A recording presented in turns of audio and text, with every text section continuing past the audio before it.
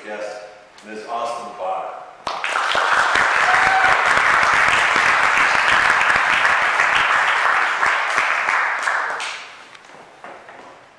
Hi everyone. Is it true that everyone finds hearing their own bio right out loud completely mortifying? I always forget that bit about my dogs is in there until I hear someone else say it. Thank you for that warm welcome and thanks for being here today. So when I was transitioning from the FCC to the White House, our principal deputy chief technology officer, Alex McGillivray, AMAC, many of you know, we spent a lot of time trying to figure out what my title would be. And we settled on a really too long and redundant title, Assistant Director for Spectrum and Telecom Policy. We did that because it would put my top priority right there in my email signature, and today that's what I want to talk to you about, where we are with spectrum policy. I am just back from a whirlwind trip to the University of Notre Dame, where Spectrum X and NTIA invited me to participate in the second public listening session on the National Spectrum Strategy. Today, I want to share with you some of our focus for that strategy, some of the process.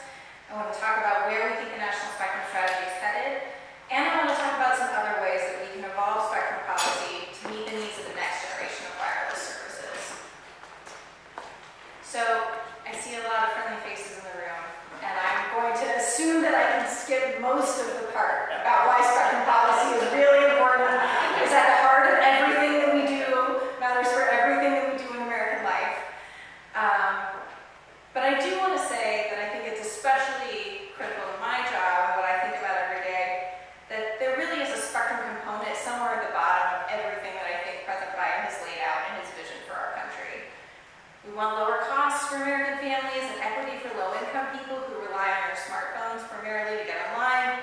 We want telemedicine that meets people where we are. We want cutting-edge research to fight climate change, help us cope with natural disasters. And we want national defense systems that are ready when we need them.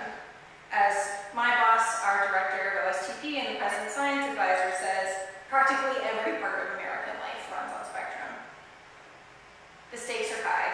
I also don't think I need to tell most folks in this room that the greenfield bans are mostly gone. Virtually every spectrum decision we make impacts an incumbent user. Consumer demand for spectrum innovations has exploded. You all also read the Cisco reports every year. We're looking at a prediction of a total of 14.7 billion Internet of Things devices, accounting for half of all global network devices by 2023. By this year, we're expected to have an average of 13.6 device connections per person. Looking at CTIA's last fall's annual survey of key wireless trends, they found 2 times more growth in mobile traffic in 2021 than in 2020.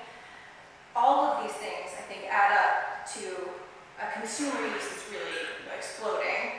But that's just one of the factors that's putting pressure on our spectrum resources. Federal agencies are just as eager as commercial users to take advantage of wireless innovations that will advance their missions.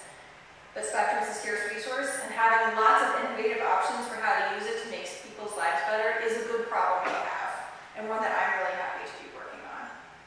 So what's the Biden-Harris administration doing? A few weeks ago, NTIA began seeking comment on a national spectrum strategy, including identifying airwaves for more intensive use and innovative new uses by both the private sector and by federal agencies. That process grows out of the administration's commitment to ensuring the U.S. remains a world leader in wireless technology, and that our country reaps the economic and security benefits of that innovation. That commitment requires us to build a pipeline of spectrum that meets the needs of federal users and meets the needs of the private sector. We see that pipeline as a way to look ahead to meet the short, medium, and long-term needs of both commercial users and federal users. Our goal is to identify at least 1,500 megahertz of spectrum to study for potential repurposing, perhaps the most ambitious study goal NTIA has ever undertaken. That pipeline is intended to meet future requirements, and we've had already, I think, really good candidate bands coming up in our listening sessions, and I look forward to hearing about many more as we have comments come in. The National Spectrum Strategy RSC also calls for long-term planning and unprecedented spectrum access and management through technological development. That's sort of the heart of what we do at OSTP and sits at the center of many of our endeavors. So I'm especially looking forward to input from researchers on key questions like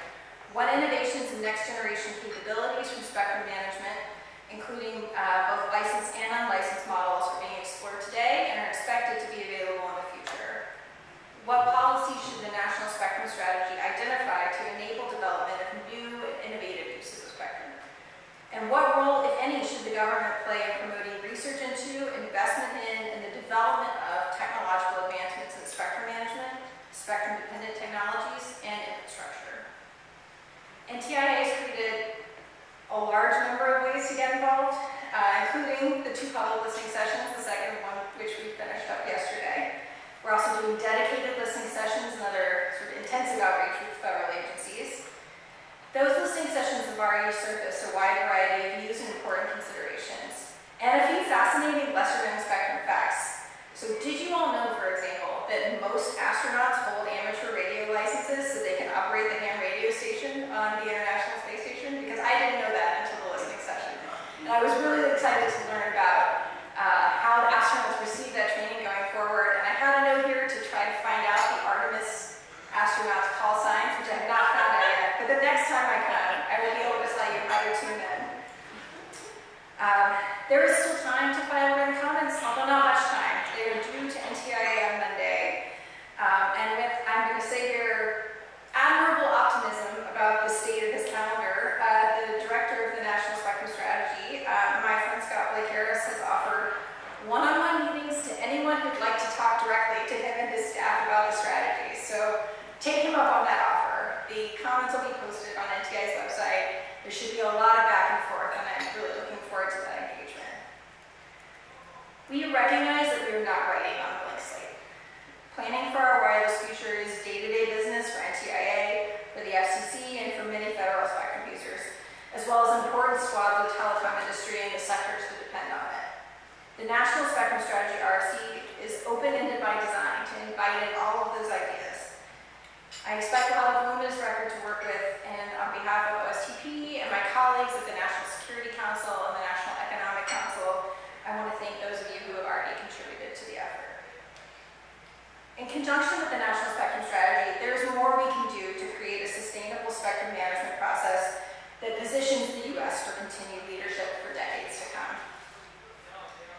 First, we are working to institutionalize a trustworthy, predictable process for managing change in spectrum allocations and for resolving disputes. Through my work, I have met with dozens of stakeholders in recent spectrum proceedings. I don't think it will surprise any of you in this room that many of those stakeholders saw some gaps between the way things are supposed to work and the way that they worked in real life. I want to say today that your concerns have been heard loud and clear. During this administration, the FCC and NTIA have already made big strides in this area, particularly with their recent MOU.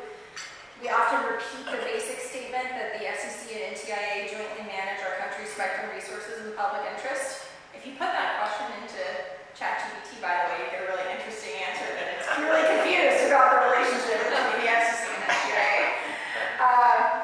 By operationalizing that cooperation is important, and it's not going to happen by accident. In particular, the MOU sets out procedures for regular coordination and for ensuring federal considerations get to the right place in the process. I see that as an important signal to the departments and agencies that care a lot about that coordination, and I'm just so appreciative of the efforts of Chairwoman Rosenworcel and Alan Davidson to make that process work well. We're also maintaining an active interagency process.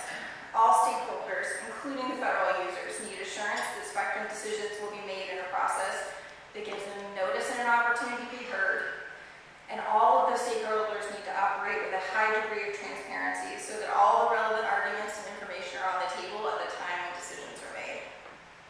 Second, we should be looking for opportunities to strengthen the technical capacity and the lab resources that we have inside the government to strengthen spectrum R&D. This is another issue that's especially important for OSTP.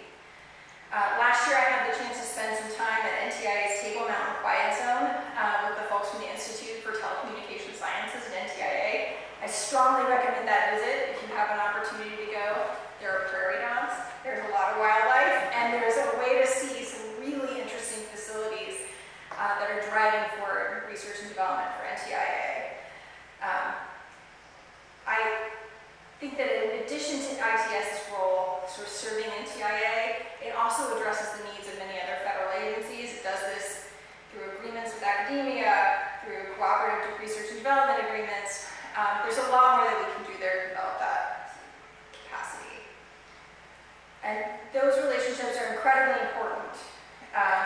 particularly for adding capacity, depth, and resources for the many agencies that need reliable spectrum research, but aren't in the spectrum management business themselves. And they have real-world results. As part of my visit out there, we spent some time looking at a map of the original fast-track CBRS exclusion zones and compared those to where we landed today. Solid research and testing made those zones 77% smaller, allowing CBRS to benefit millions more people and make a much more compelling commercial case for the service. Expanding capacity at places like ITS and adding new resources can help resolve spectrum disputes in two important ways. First, it helps generate trustworthy data and highlights the work of skilled technical interpreters who can cut through competing claims about interference. Policymakers cannot always follow the science directly to an answer in every dispute. Assessing risk and weighing values will almost always be part of the equation. But a basic set of shared facts is a prerequisite for working together well across agencies and across other stakeholders. Second, adding R&D capacity can better position us to take advantage of spectrum innovations and spectrum management that create new options for policymakers, including new kinds of sharing. There are already many talented engineers and academics doing this kind of work, and I'm hopeful we can learn from and build on their efforts. I got to hear about some of that work at yesterday's listening session at Notre Dame, and I look forward to reading many more detailed comments to come on that front.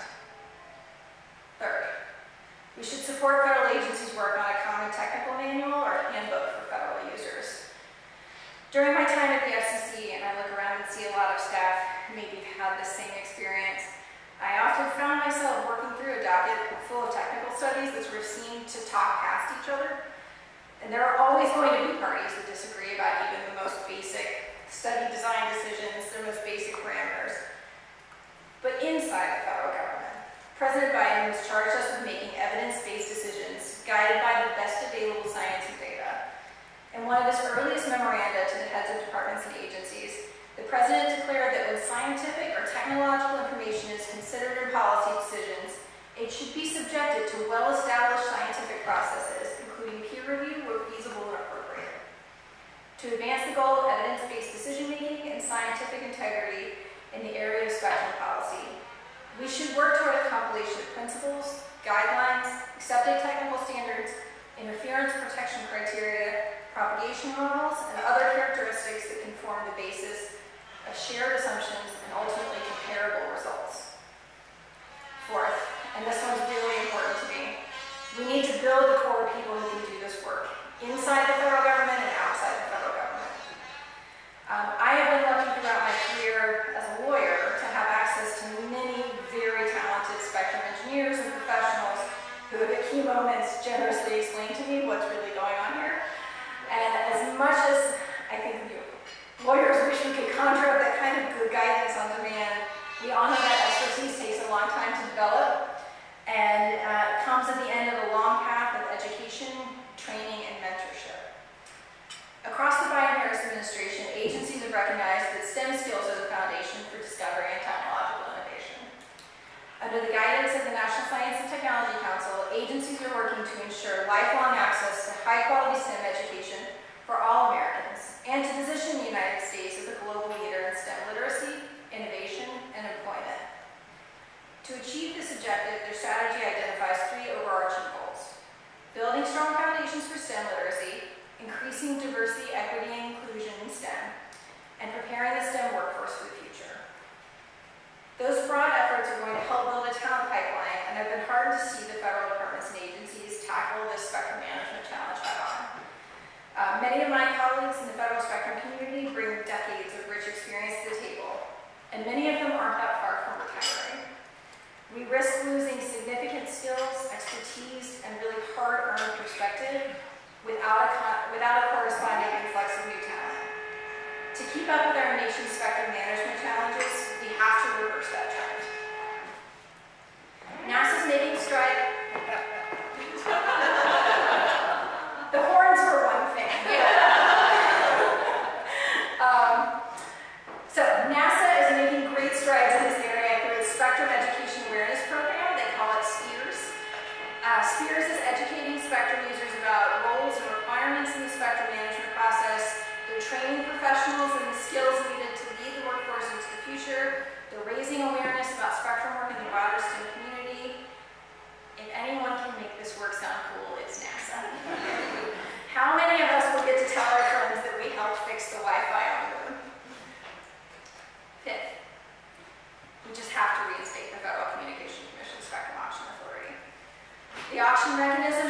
proven to be a critical component in ensuring non-federal spectrum serves its best and highest use.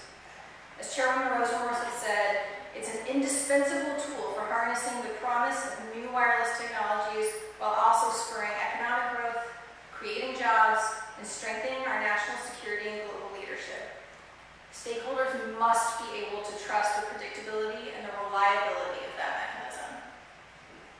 And finally, we need strong, value-driven leadership that can cut through institutional conflict at the highest levels and at every level.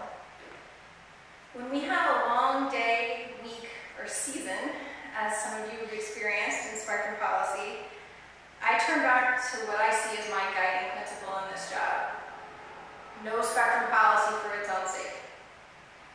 I have the good fortune to work somewhere that reminds me every day why it's never been more important to be good at this.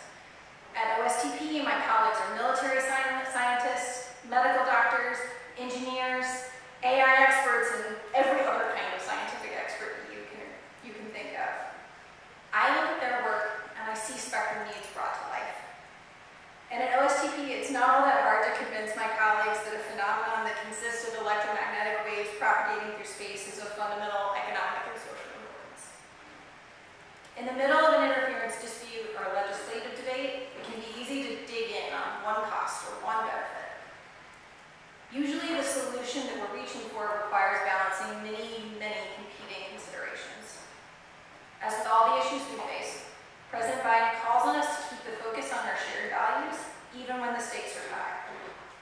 That kind of leadership is what keeps parties coming back to a reliable space for negotiation, even when there will sometimes be winners and losers. And it can keep spectrum disputes from growing into institutional conflicts that make future spectrum management challenges even harder to address. So, with all that on the table, and hopefully the musical performance having died down, Rick, how do you want to do questions? Well, first let's thank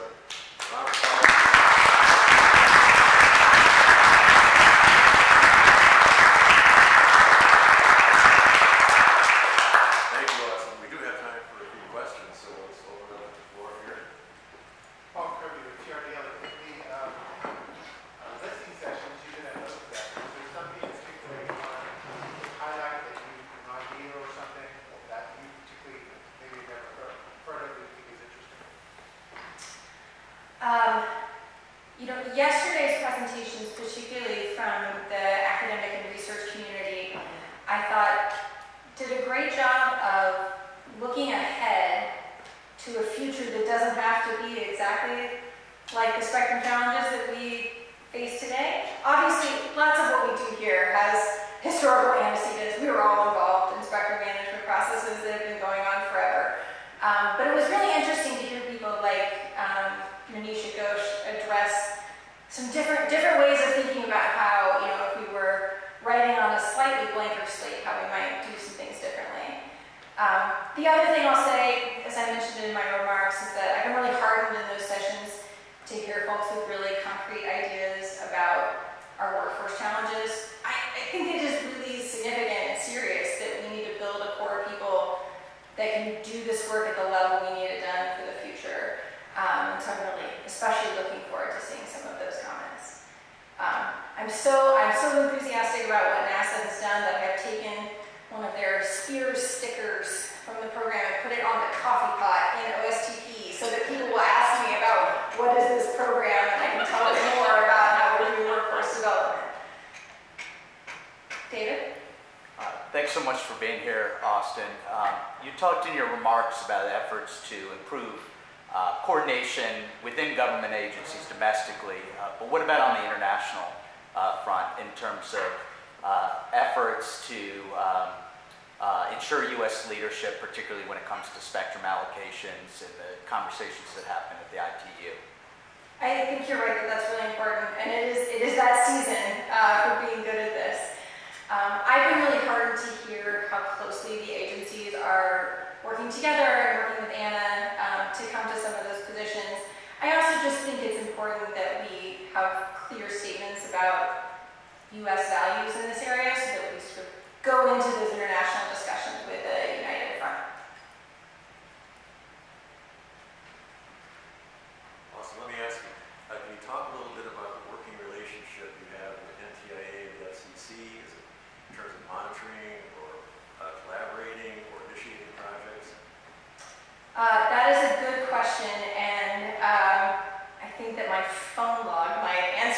NTIA years to me. It's such a pleasure to work with them and to work with Alan Davidson's great team, and to work with my old colleagues at the FCC who, in their independent wisdom, make their independent judgments, but have a lot of expertise to bring to the table. They are working closely together on the National Spectrum Strategy and building out those efforts, and I think it is really important that all of that expertise from across the federal government kind of come together in one place. NTIA sure has a lot to do. It's going to be a really exciting year over there, I think. Well, Asst, thank you so much for being with us today, and thank you all